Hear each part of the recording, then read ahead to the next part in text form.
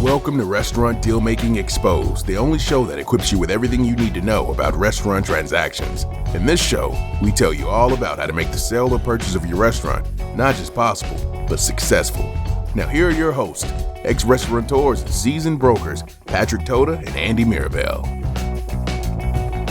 Welcome back to another episode of Restaurant Deal Making Exposed. I'm Andy, I'm here with Patrick, and today we are discussing a restaurant transaction timeline. One of the biggest misconceptions buyers and sellers have about a restaurant transaction is the timeline. We live and work in a very fast-paced society, and there are high expectations for things to get done quickly in business. Many people think that once an offer is accepted, that closing can happen in a matter of weeks or a single month.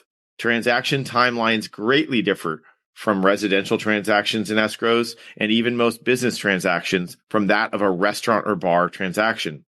When it comes to restaurant deal making, transaction timelines can take many months.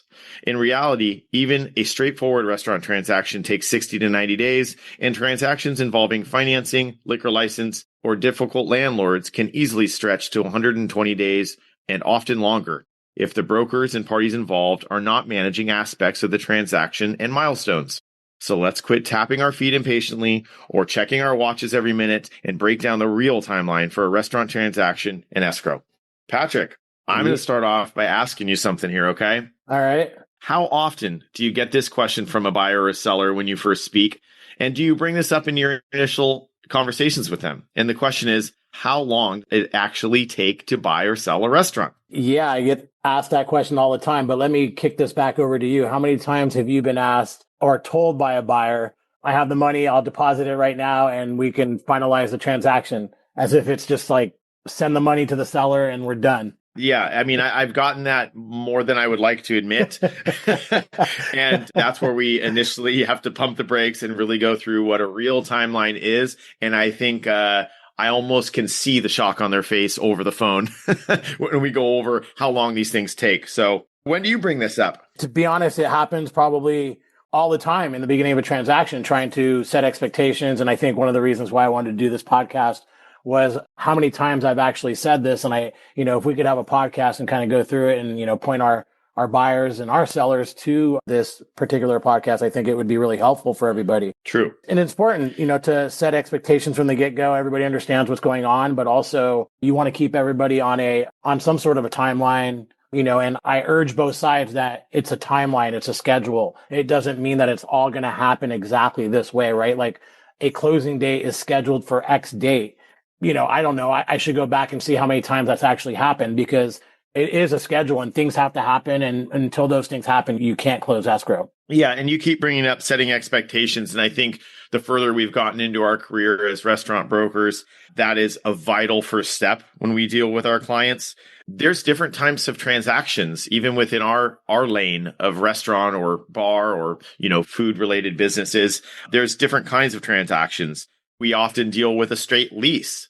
That can get done in a matter of weeks if we get an LOI accepted and a landlord's quick to move on creating a lease that's approved and signed off. So those can generally take less time if it's just a straight lease. But when we talk about getting into contract between a buyer and seller and going through the process of escrow, we have the most simple transaction just being an asset sale without a liquor license involved. We can typically get those transactions done in 30 to 60 days, depending on what they are.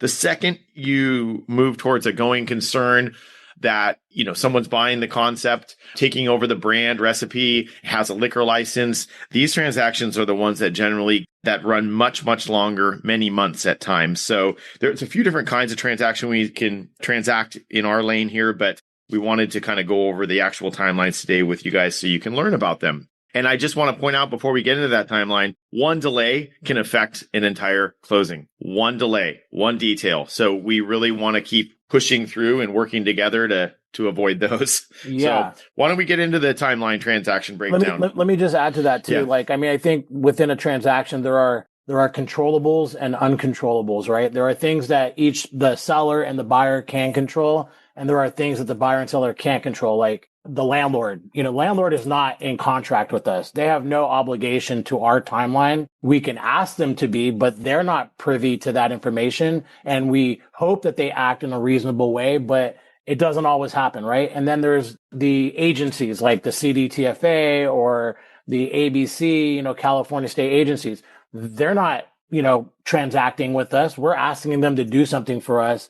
And yeah, they will hopefully do things in a reasonably, and timely manner, but it doesn't mean it's going to happen. And those things are uncontrollables. However, for a buyer and seller, there are things that are deliverables on both sides that you can control. And hopefully that does help keep things moving in an efficient way. That's a great way that you point out controllables and uncontrollables. You're right. A landlord doesn't have to work with us because they have a tenant paying rent. They don't need to hurry up for us. I mean, there's language in a lease, for an assignment that says that they'll not unreasonably withhold or they'll provide an assignment in a reasonable timeline. But what does that really mean? And does a landlord really, respond to that? Because at the end of the day, is a seller or a buyer going to hold a landlord responsible to that? Because that's just going to definitely muddy the waters. Yeah. It's not going to facilitate a transaction here. Exactly. Yeah. You brought up the uncontrollable of the CDTFA. I just had CDTFA needing to remove a hold from an ABC license. It added 3.5 weeks to the tail end of closing. So anyways, those are some good examples. I liked that you brought that up, but let's get into it. So what do we have here? We have the, I say the kicking the tire stage, someone identifies a business and they are very interested and now they're kicking the tires. They're looking at all the things that is kind of like what I call the pre-due diligence, basically warming up to making an offer and make sure that they're comfortable with the things that they, the information they have at that point. And so basically you're leading up into going into contract with a seller. Yeah, absolutely. And I think we've done a good job, you and I specifically. We like to share as much as possible after they've signed that NDA so we can really cut down on potentially a due diligence period because they've already seen a lot of information and are comfortable with it. For the sake of this conversation here, when we talk about timeline, let's start with, going into contract and that being where the clock really begins. And so, really the phase one, as we're calling it here, is the seller and buyer have agreed. We've signed the contract and we call that sign both ways. So now we're in a contract and that's when the timeline begins. And typically we write up contracts with a 30-day due diligence and lease contingency, basically meaning we have 30 days to secure a lease and do all your due diligence. And does that go over a little bit? Yes, because most likely the due diligence is done. However, the landlord is taking a little extra time. And obviously, we'll have to extend as long as both parties are working in good faith to ensure they're trying to get the contract or the lease done as quickly as possible. Now, if the buyer is just totally wasting time and not doing the things that they need to do, the seller would have like some ability to say, hey, you need to, perform on this or, we're not going to extend, right? Correct. Well, let's add another layer to it. What happens if there's a lender involved or a lending requirement?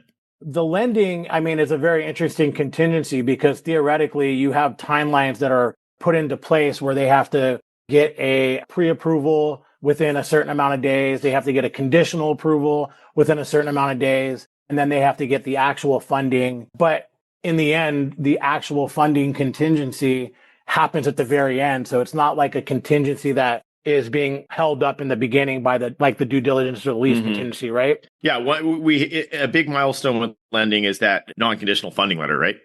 Exactly. Yeah.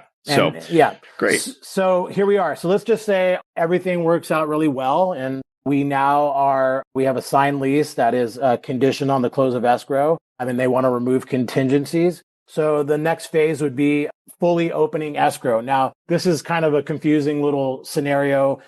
Some people think that we've already opened escrow because they've made an initial deposit once they've gone into contract, but really it's a placeholder. We have an escrow number. We have money being held there, which is fully refundable until you remove contingencies.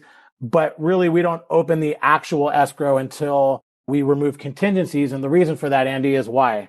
Yeah, well, the buyer and seller would incur cost. They would incur escrow fees. So we wait to I like to say, you said it's a placeholder. I say we open an escrow file with a fully refundable deposit. So it's a very soft language, so my buyer is comfortable with it. Once we remove contingencies, that's when we press go. And escrow starts doing their lien searches, tax clearances, and other, postings, and they do their work. That's why buyer and seller incurs escrow fees from that point on. Exactly. Great. Thank you for answering that. Yes. So here we are. Now we've just used about 30 days to get through the contingency period, and we're going to open escrow. And let's just say there's two different paths here. There's a escrow with an ABC license and an escrow without an ABC license. Theoretically, no ABC license. You're basically opening escrow and you're looking at another 4 weeks and you can probably be out of this transaction. So best case scenario, you're buying a cafe or a restaurant without an ABC license and you have another 30 days, total deal time 60 days. Let's go back to opening escrow with an ABC license. So now that you've removed contingencies, you want to apply for your ABC license. Hopefully you started that a little bit ahead of time so everything's ready, but you want to submit that application to the ABC. Now, a couple years ago, you'd submit your application to the ABC and you can probably get an ABC poster within 5 days. Now I'm experiencing more like 10 days plus or minus. What do you experience? Yes. I mean, agreed. It's, staffing levels in state offices it's not going up. Speed and efficiency is not necessarily going up. They're working very hard with a lot of files. So it is taking a long time in order to get us the 30-day poster. You did point out one thing. A good broker is going to try to have, once we get the indication from the landlord, especially that the lease is approved and so on, maybe we haven't signed it yet. Maybe we haven't removed contingencies or signed off on that. We're going to already have the dozens of ABC forms pre-filled and ready to go. So we can go to the ABC, turn it in, and we're not, as a broker, causing a delay to a transaction. Absolutely. And the reason for that is also, once we have put that application in, the buyer is going to incur a good amount of fees on that. And some of that is refundable. However, obviously you just want to know that you're basically about to do this deal before submitting that application.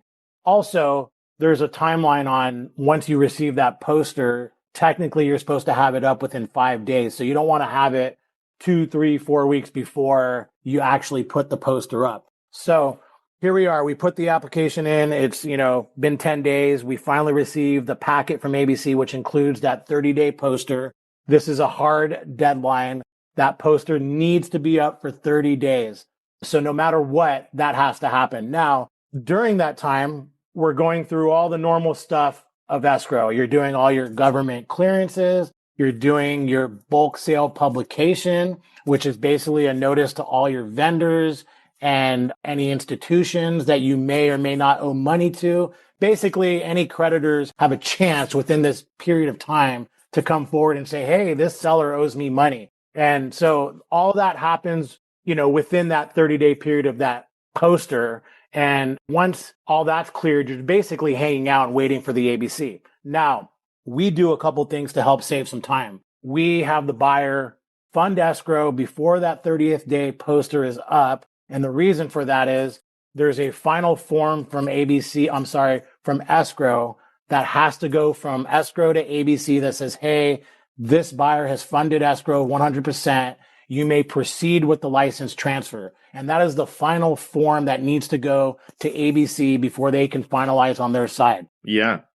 I wanted to point out that during that 30-day poster period, too, in addition to all the other stuff you named, we, the broker or the agent, are working with the ABC to go through their needs list and getting them any extra information, which actually can be quite a bit of information that they request before they approve a final transfer. So we want that 30-day timeline is very vital to us. We want to get everything done and set up. And that's kind of what you were leading to. Yeah. And also within that, I think it's really important to note that who you get who's doing your ABC application with the ABC really matters. If you have an experienced agent who communicates really well, getting it done in 30 days can really happen. But sometimes you get an agent who doesn't communicate all that well, or they're newer and it takes them longer than that 30th day poster is up. So it really matters who you get. It really matters who your agent is to make sure that they stay on top of all the things that they need. Persistence. Yes. Mm-hmm. Yes. And it's a fine balance between persistence and not nagging them, because you don't want to make them angry at you. Gosh, Patrick, you nag me all the time, man. You're very persistent. You're a persistent nagger. So yeah, no, absolutely. Staying on top of it is really important. So we want to get to that final stage where that licensing rep of the ABC says, it looks good to me. Here, boss, here's supervisor, take a look at it. And if it looks good you, we're going to send that up to headquarters in Sacramento in California, and they're going to put their eyes on it. They're usually pretty efficient. I was on the phone with them yesterday and I complimented them how kind and nice they are and how fast they are. So that takes another 5 to 7 days, maybe sooner. Yeah. So here we are. We had an initial 30-day best case scenario on the contingency period. We are now 30 days in on the ABC poster. Let's just say the buyer funded escrow on time and everything's been happening good with ABC, and you've sent that final form to them by the 30th day. I would say right here, now we're 60 days in, best case scenario is that in the next 15 days, you can get ABC at the district office to approve your application, send that application off to Sacramento for final approval. And within that 15 days, you might be able to close escrow. That is best case scenario. So you're 30, 60, you're a little short of 3 months, I would say. This does not happen all that much anymore. We're looking more like with ABC, it taking, more like 60 days from when the poster goes up. So you're really looking at more of a 90-day plus on a transaction, I would suggest. Yeah. Yeah. Time has definitely gone up in the past years for various reasons. So I like that you point that out. That's another point of setting expectations with buyers and sellers. And really, again, we use that ABC time to try to get everything else done and prepared for closing in that at the end of the transaction here. So let's say all that's going well. The file's been approved up in Sacramento and the license is pending going live or active under the buyer. We are preparing to close escrow. There's a couple little things we want to do in that last final stage with buyer and seller. They're doing final walkthroughs. They're checking off the equipment list to make sure that an oven didn't walk out of the restaurant. Little things like that. We're counting inventory. We're doing final prorations and credits with escrow. These are all the little nuanced parts of the week or days heading up to the close of escrow. But we're preparing to close. And let's say we've checked all our boxes, Patrick. We close escrow and we pop the champagne, right? Well, kind of, yeah. And I think it's important also, how many times have you had a seller or buyer say, okay, well, can we schedule close with an ABC license? And technically, we're kind of working with guesstimates at this time. Once the application is sent off to Sacramento and we know it's just waiting for final approval, at that point, me and Andy are guessing, we believe it's an educated guess, but we're guessing on when we believe we can close escrow. And once that license does go active under the new buyer, we're technically supposed to close within 24 to 48 hours because the seller is now operating without an ABC license. And now that license is under the buyer. And, just for any liability sake, it's best that we close as quickly as possible. Yeah, absolutely. Absolutely. And I say that's a lot harder. What you're describing is way more vital in a going concern transaction. If this business has not closed down, it is continually operated through escrow and will not close down. The buyer takes over the day of close of escrow or the next morning. So it's a lot more vital on those transactions because there's so many working parts with staff, vendors, all the things involved. So our educated guess better be pretty close. Yeah. Right. And we try, and we have, a good amount of knowledge. Every now and then there's a curveball and all that stuff and things you can't, make up. So the license is active. We closed escrow. The buyer now has taken possession and the seller says, "Where's my money, Andy?" Yeah, right. Pounds his fists on the phone. You can hear it on the desk. He says, "Where's my money?" And you go, "Oh, well, let's use the same example that we've been talking about, a going concern, that this is a business that did not close. Oh, well, sorry, Mr. or Mrs. Seller, you're going to have to wait probably another 14 days or so to get your funds because the CDTFA has clenched onto those funds and have a hold on your funds until you close out your CDTFA account."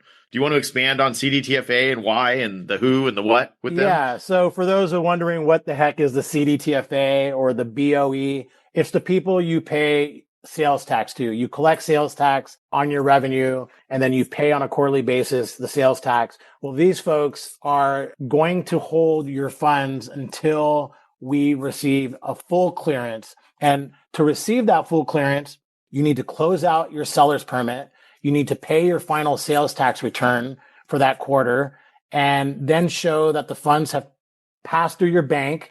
And then from there, they will work on issuing a full clearance. Now, I have sellers that, we're selling the business for let's say over $500,000 or $700,000. And they're saying, hey, in a quarter, I would never even owe that much sales tax. However, the CDTFA is, they used to do like partial holds, but we're seeing now that they're just holding everything until they receive their final sales tax quarterly return from the seller and you've closed out your account. It can seem very fair and very excessive to a seller, right? But it is the way. We can't change, how they handle it. They're a state agency.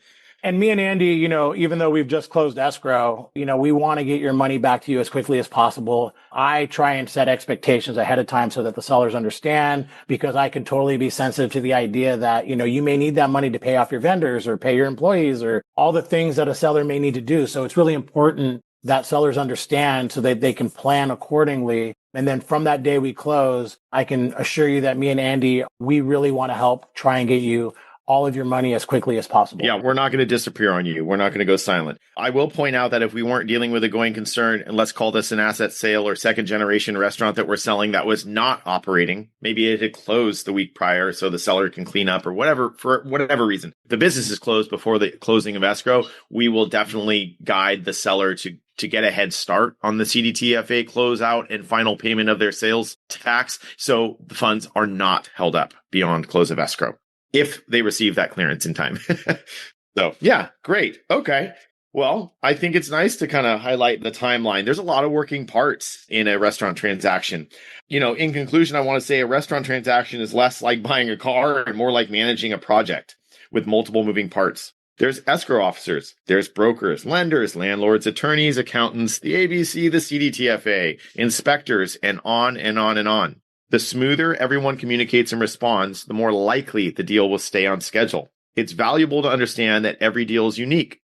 Setting realistic expectations from day one can reduce stress and help both buyer and seller navigate the process with confidence.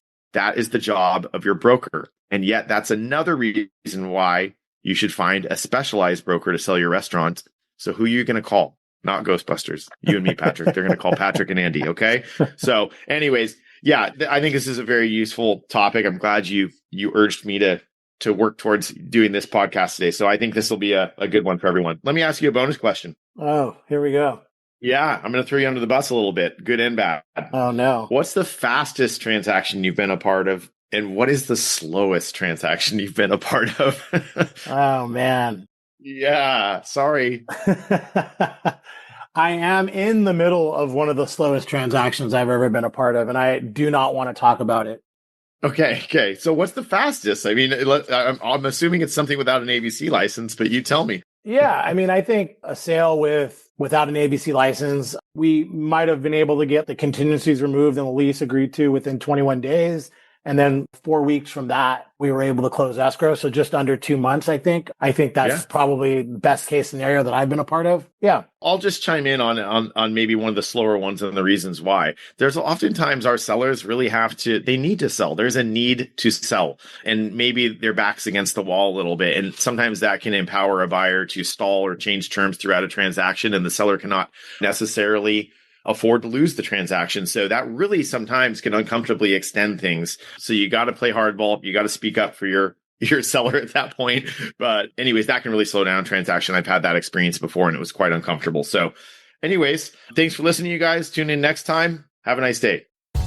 If you enjoyed today's show and don't want to worry about missing an episode, you can follow the show wherever you listen to your podcasts. And if you found today's episode interesting or useful, please share it with someone you think would benefit and consider leaving a rating and review. Reviews help restaurant owners or buyers just like you discover this podcast and benefit from the important topics covered in the episodes. Your opinion matters to us as a listener, so feel free to leave topic suggestions and feedback for us, as we will use these to tailor the episodes to you and help you get the most out of listening.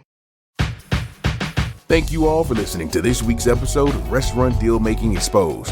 If you're considering selling your business and would like a free consultation, reach out to Patrick and Andy at therestaurantsalesbroker.com or visit www.therestaurantsalesbroker.com to learn more.